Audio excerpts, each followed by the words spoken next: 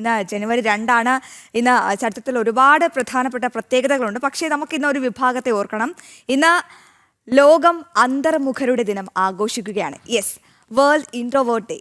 നിങ്ങൾക്കിടയിലും കാണില്ല ഇൻട്രോവേർട്ടായ ചില കൂട്ടുകാർ.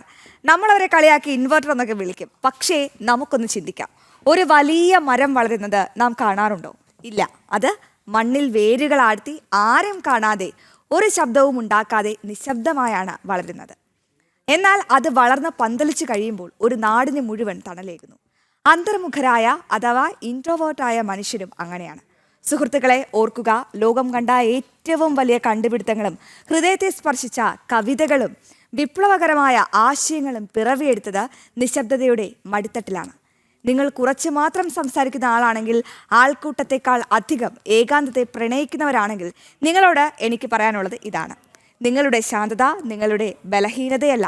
നിങ്ങൾ നിശബ്ദരായിരിക്കുന്നത് പറയാൻ വാക്കുകളില്ലാത്തതും കൊണ്ടല്ല, മറിച്ച് നിങ്ങളുടെ ചിന്തകൾക്ക് അത്രമേൽ ആഴമുള്ളതുകൊണ്ടാണ്. ആൾക്കൂട്ടത്തിൽ തളർന്നു പോകുന്നവരല്ല നിങ്ങൾ, മറിച്ച് ഏകാന്തതയിൽ നിന്ന് ഊർജം സംഭരിച്ച് ലോകത്തെ ഞെട്ടിക്കുന്നവരാണ്. വിവേകാനന്ദ സ്വാമികൾ പറഞ്ഞതുപോലെ ഏകാന്തതയിൽ നിന്നുമാണ് മഹത്തായ ശക്തികൾ ഉദയം ചെയ്യുന്നത്. ഐൻസ്റ്റീൻ്റെ ബുദ്ധിയും സ്റ്റീവ് ജോബ്സിൻ്റെ ദീർഘവീക്ഷണവും 6ാം ക്ലാസ്സിലെ ബെഞ്ചിലിരുന്ന ആരും ശ്രദ്ധിക്കാതെ ചിത്രം വരയ്ക്കുന്ന ഒരു കുട്ടിയുടെ കഴിവും അതെല്ലാം ഒരേ നിശബ്ദതയുടെ ഫലമാണ്. നിങ്ങളുടെ മൗനം ഒരു ആയുധമാണ്. നിങ്ങളുടെ ശാന്തത ഒരു വിജയവുമാണ്. ലോകത്തോട് ഉറക്കെ വിളിച്ചു പറയാൻ നിങ്ങൾ ആഗ്രഹിക്കുന്നില്ല എങ്കിലും നിങ്ങളുടെ പ്രവൃത്തികൾ ഒരിക്കൽ ലോകത്തെ കൊണ്ട് അത് പറയിപ്പിക്കും. നിങ്ങൾ മിണ്ടാതിരിക്കുമ്പോൾ നിങ്ങൾക്കുള്ളിലെ പ്രതിഭ സംസാരിക്കുകയാണ്.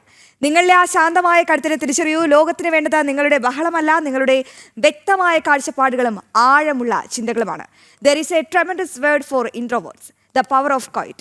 അന്തർമുഖരായ മനുഷ്യരുടെ പക്കൽ ലോകത്തെ കീഴടക്കാൻ കഴിയുന്ന ഒരു മഹാശക്തിയുണ്ട്. അത് അവരുടെ നിശബ്ദതയാണ്.